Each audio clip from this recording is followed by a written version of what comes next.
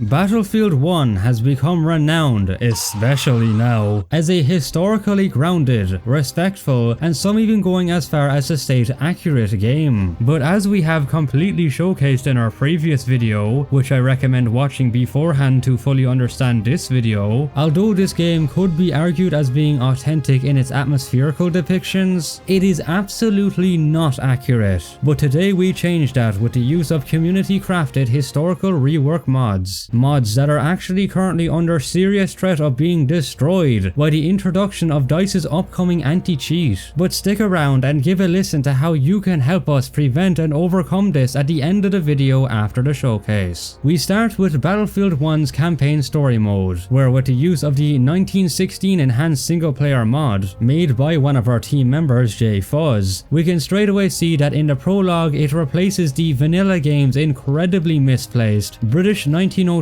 uniform and 1908 webbing set on the US Harlem Hellfighters with proper American 1912/17 uniforms with correct 1910 web equipment, where the British uniforms they previously had incorrectly labelled them as a part of the 17th Battalion Northumberland Fusiliers is now distinctive accurate unit markings of the 369th Infantry Regiment. The base game's British Mark 6 water bottles on many of the Hellfighters have been corrected into proper American ones, with a lot of them receiving new first aid pouches too. Some of the US assault troopers have gained a new canvas shotgun belt and a grenade vest that was previously on the vanilla support troop. The US support soldiers now have BAR support pouches and a US 1910 shovel attached to their rucksack, while some of the US scout soldiers have received a new US bandolier and trench knife. As for weaponry, the application of the simple campaign weapon change mod improves the realism in this regard. For the Harlem Hellfighters, this changes their rare Winchester M1907 rifles into far more common standard issue Springfield 1903 rifles. The way too many Hotchkiss M1909 Bennett Mercies they originally had are changed into more appropriate M1918 Browning automatic rifles, with the ludicrously out of place and rare confusing Italian Beretta M1918 SMG having also been changed into this period variant of the VAR. Moreover, the M1911s that all of our playable Hellfighters had in the base game have been removed to correspond with the fact that the vast majority of standard enlisted men did not have such a sidearm in reality. It is also worth noting that the mod creator has stated that there was an attempt to add the Lebel 1886 rifle and Shosha LMG, which were actually supplied to the Hellfighters after they became a part of the French army, but this unfortunately did not come true to fruition in the current state of the mod due to animation problems. Further noteworthy mods that fix inaccuracies in this regard would be the realistic item names mod,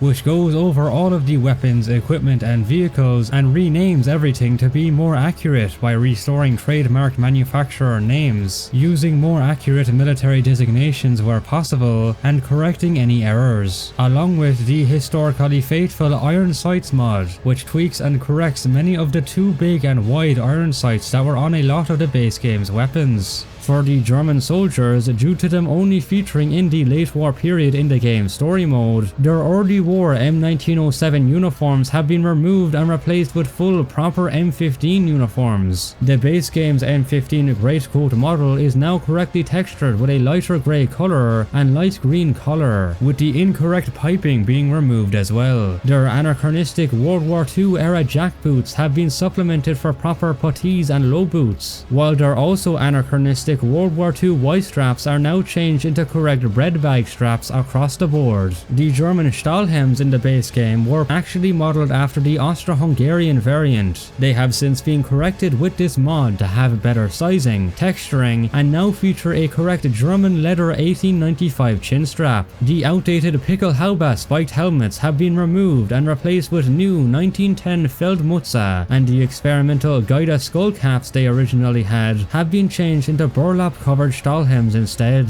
The camouflaged brow plate on the assault soldiers have been removed, and they now sport an accurately camouflaged Stahlhelm instead, as well as now having a new assault pack setup with an Orch bread bag and grenade bundle. While for the German support class of soldier, their base game out-of-place Italian mess kits have been changed into accurate German mess kits instead, with their also misplaced Italian lower packs being updated to now be appropriate German green/grey bread bags. For the German weaponry, the far too numerous, and in the case of the 1917 year setting of the later Friends in High Places chapter, completely anachronistic MP18 among them has been removed. Moving on to our first war story through Mud and Blood, we can notice that the aforementioned 17th Battalion Northumberland Fusiliers insignia that was originally on every single one of the British infantrymen, despite this battalion not having fought in any of the battles featured in the story mode, has now been removed to make their uniforms more generic and suitable across the many different environments they feature in. Due to there being no Anzac forces present in the areas we fight in throughout this chapter, the generic felt slouch hats that were being used as stand-ins for the proper Aussie ones have been replaced with woolen peak caps that were commonly used by British soldiers. The British support soldiers' massively out-of-place American Wilmer eye shields have now been completely removed, and the Austrian 1910 shovel is no longer found on them either. In addition, this model has now been given a mess kit on his PO8 large pack paired with a Lewis gun pouch rig. Due to this story also being set in a 1918 late war setting, the German uniforms continue to feature all of the same changes we mentioned in the prologue. As for the guns of each faction, our freshly recruited British characters' rather out of place wartime commercial German C96 pistol with the green luminous night sight has been changed to a British Webley revolver. Granted, it is the Fosbury auto variant, which was not all that widespread among the British during the war, but it is still an improvement nonetheless. While for the Germans, in addition to the MP18 extraction, their large amounts of non-army adopted rare self-leather M1916s, uncommon MG15NAs, and ironically combat-used American Remington Auto 5 shotguns have been removed and replaced with higher numbers of Gewehr 98s, as well as other weapons such as the regular Luger PO8 pistol. Many of the incorrect weapons in their crates have also been removed, including the ridiculously out-of-place and rare prototype Canadian Huat, even more rare barely existent Austro-Hungarian Hellriegel, rare outdated British Lancaster Huda pistol, misplaced rare Italian Siragotti rifle, incorrectly portrayed Italian Beretta M1918, Maxim silenced American M1911 and Springfield rifle, and never army adopted Mexican Mondragoon. The absence of these guns have been filled with ones such as the MG08, regular C96 pistol, as well as captured trench guns. Also note that the experimental Lee Enfield Gibbs magnifying lens sight, misplaced American Warner and Swansea M1913 musket sight and Stevens Poper Suchin palm rest, as well as the MG08 ZF12 telescopic machine gun sight, have been completely removed from the campaign with this mod. Since the Friends in High Places war story also features exclusively British and German forces in the late war period, all of the same aforementioned changes apply here too. There was some thought given into replacing Wilson and the other Royal Flying Corps pilots' incorrect RFC jackets with the accurate longer leather RFC flying coat that appears in the multiplayer version of the 1916 mod, but this was ultimately decided against due to it clashing too much with the uneditable base game's uniform presented in the cutscenes. Mod creator Jay Fuzz has also stated that he plans to change the infantry uniforms on some of the Zeppelin crew members' corpses by giving them the German flying leather jacket from the multiplayer 1916 mod, or even with a custom made one in the future, to closer match the actual attire worn by Zeppelin crewmen at this time. For the Avanti Savoia war story, the Italian Arditi soldiers have been overhauled by having their Italian infantry 1909 uniforms changed into appropriate unique Arditi uniforms, with their distinctive unit insignia on the collar as well. The incorrect ribbon bars on them are no longer present either due to this tunic replacement. The very experimental and rare Danard visors have been removed and substituted with covered Adrian helmets, while their many Alpini only used Bersaglieri capes or cloaks have now been deleted as well, since our forces are Arditi shock troopers and not mountaineers. There were also attempts to replace the British Mark 6 water bottle rifles and 1907 bayonets, with the proper Italian equivalents that exist in the multiplayer mod, but this was unfortunately not possible due to the technical limitations of the single player.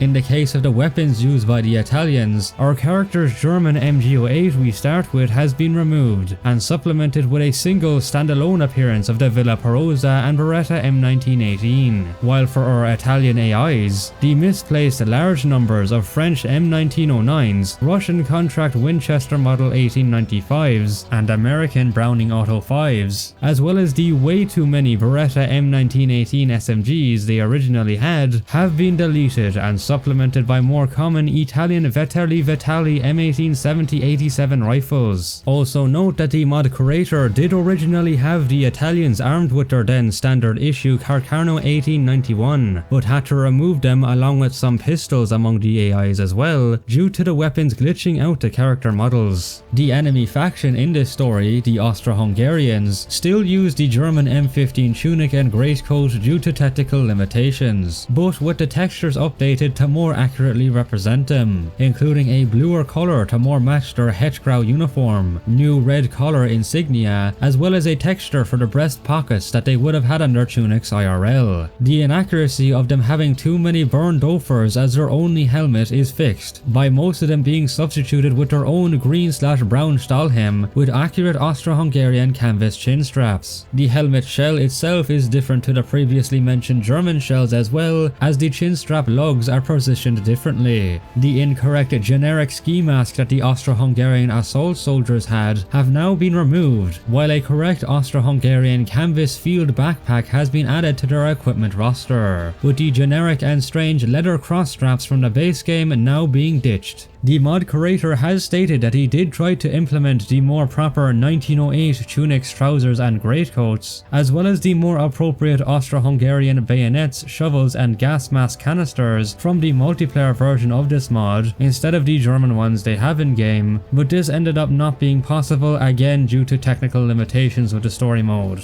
For the Austro-Hungarian used guns, the ludicrously rare Hellriegel SMG has been completely removed and replaced by higher numbers of M1895 rifles, while for their weapon crates, many of the incorrect ones including the misplaced Mexican Mondragoon, French M1909, Selbstlader M1916, MP18, and scarce Italian Beretta M1918s are no longer to be found inside them. For the British and Anzac forces in the Runner Gallipoli missions, they have received further changes due to the story's unique theatre and 1915 year setting. Main characters Bishop and Foster in-game, instead of wearing incorrect blue recolored 1902 service dress tunics, now wear proper blue/grey undershirts. The base game's incorrect exclusive appearance of the woolen European climate uniforms among our allies has now been changed into more accurate khaki drill uniforms, with the era incorrect SBR bags that the AIs originally had now being absent. Their anachronistic Brody helmets and inaccurate generic felt hats have been removed and have been supplemented by a variety of new headgears more appropriate for the setting, including pit helmets, New Zealand lemon squeezer hats, Australian slouch hats, and a lot more woolen trench caps. We will also see that some distant and dead British soldiers now have entirely removed headgear. Major Whitehall, who was originally curiously wearing a unique model of trousers, being khaki wool service dress breeches, now has been given correctly textured officer's breeches, featuring a whipcord appearance and colour, while his peaked cap with the anachronistic tank corps insignia has been replaced by a much more appropriate officer's one. It is also worth noting that there was thought into giving Whitehall the officer's 4-button tunic from the multiplayer version of this mod, but this ended up not occurring due to it clashing too much with the base game's uniform in the cutscenes, as well as technical limitations. For weapons, our characters shortened Carbine SMLE Mark III with the experimental Gibbs magnifying lens is now just a regular SMLE Mark III, while the out-of-place American Remington Model 10A shotgun has been replaced with a Webley revolver. For our allied AI weapons, the misplaced US 1903 Mark I Springfield with the anachronistic Pedersen device, also American Winchester Model 1907 and Remington Model 10A have been removed and replaced by higher numbers of regular SMLE Mark IIIs. As the Runner chapter requires its own unique modding file, there was a lot more creative freedom when when it came to altering the Ottoman uniforms, as they no longer had to be recolored German M15s seen in the other campaign missions. Most notably, compared to the almost white uniform colour of the unmodded Ottomans, they now have a much more accurate darker khaki tan colour instead,